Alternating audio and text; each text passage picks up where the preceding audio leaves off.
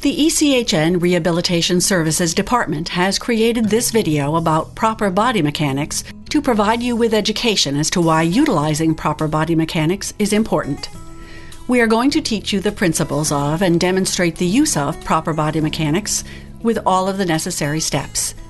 We are also going to show you actions to avoid in an effort to help you decrease the chances of sustaining an injury. Proper body mechanics are important for a few reasons, the most important of which is to aid in the prevention of injury.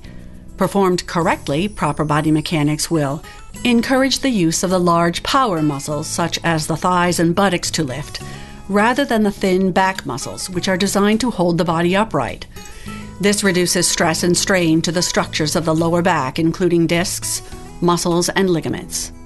Help to conserve energy. This is an important point because as muscles fatigue, they become more susceptible to injury.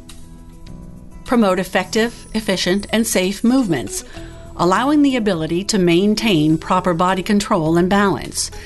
If you rush, you are more likely to use improper movements, which may cause an injury.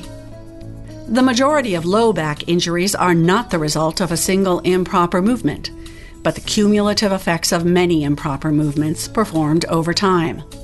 Proper body mechanics should be observed at all times, whether at work or at home, as injuries can happen anywhere and at any time. The following tips will help keep you safe while employing proper body mechanics. Plan out the lift before attempting it. The first step is to test the load before lifting it. Injuries can occur if an item is heavier or lighter than you think. Before moving the object, make sure your path is clear of obstacles from start to finish. Next, determine the best method to move the object. Would it be best to roll, push, pull, or slide the object rather than lift it? If available, use an assistive device, such as a mechanical lift, to move the object. Only perform the lift by yourself if it is within your physical capabilities. If you are unsure, ask for help to safely lift the item. Once determined it is safe to lift the item by yourself, you should do the following. Create a wide base of support, placing your feet shoulder-width apart. This keeps you stable and balanced. It also allows your legs to be in the proper position to use the large power muscles in your legs to perform the lift. Tighten your stomach muscles to help support the back. The abdominals function as an internal back brace and help to stabilize the spine. Breathe normally and do not hold your breath. Exhale upon exertion. While lifting, you want to look forward. If you look down at the item, your back will flex, causing the loss of the normal curve of the spine. Keeping the natural curve helps maintain even pressure on the discs, helping to prevent injury. Use the same techniques to place the object down. Keep the object as close to your body as possible. The weight of an object increases 15 times its original weight when holding it at arm's length. For example, a 10-pound box positioned at arm's length registers as a 150-pound weight on the spine. This rule also applies when carrying the object, so remember to always keep the object close to your body throughout the whole process. If your lift is being performed with two people, be sure to communicate. The lift should be planned between the individuals before it is performed. One person needs to take the lead to announce the timing and directions. The lift should be performed on a 1, 2, 3 lift count to avoid an imbalanced lift, which can cause injury. Now we will demonstrate proper lifting, carrying, pushing, and pulling techniques. We are going to first show you the basic squat, floor-to-waist lift. You can use this lift when picking anything off the floor, such as a box or crate. You get yourself close to the object, bring your feet shoulder-width apart, tighten your abdominal muscles, bend your hips and knees as much as possible, look ahead and lift, exhaling upon exertion. Once standing, you keep the object close to your body and keep your abdominals tight throughout the carry. When placing down the object, you use the same techniques as when you lifted it up. Widen your feet to shoulder width, bend your hips and knees while looking ahead to place down the object. The one-legged stance lift, which is sometimes referred to as a golfer's lift, is useful for picking up light objects off the floor or out of a deep box.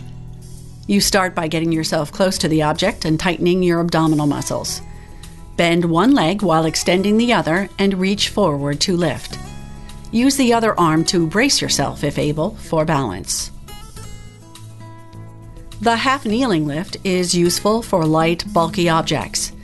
Begin by getting close to the object. Tighten your abdominal muscles. Kneel on one knee, lift and place the object on the opposite knee. Then use your leg muscles to assist lifting while standing. The last individual lifting technique is lifting with lordosis, also commonly referred to as an umpire's lift. This technique is useful when you do not need to or are unable to perform a deep squat to lift the object. Get yourself close to the object, bring your feet shoulder width apart, tighten your abdominal muscles, bend your hips and knees slightly while bringing your buttocks backwards. Look ahead and lift.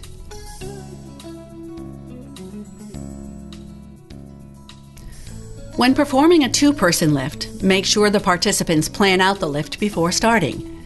One person, in this case Mike, needs to take the lead to communicate the timing and directions. Both people will get close to the object, bring their feet shoulder width apart, tighten their abdominal muscles, bending their hips and knees as much as necessary, look ahead at each other, and lift when the leader says 1, 2, 3, lift. Whether pushing or pulling an object, the principles are the same. You get close to the object, keep your posture straight, and tighten your abdominal muscles. Look forward while keeping your arms close to the body and use your legs to propel the object. When pulling an object, the same principles apply. Generally, it is safer to push an item rather than pull it. Pushing allows you to keep a normal curve in your spine. A common mistake people make when lifting is to bend at the waist. You never want to have your knees locked while lifting. Always avoid this method regardless of the weight you are lifting. If moving an object from one place to another, you want to avoid planting your feet and twisting your upper body. Repetitive twisting of the spine can cause damage to the joints of the spine, muscles, and discs. Take small steps to move the object. Your shoulders and hips should always be moving together. Another method is to pivot while keeping your shoulders and hips moving together. Thank you for watching our Proper Body Mechanics video. Always remember, utilizing proper body mechanics in addition to keeping your muscles strong and flexible are your best insurance to avoid injury. Please contact any of our 6 convenient locations if you have any further questions.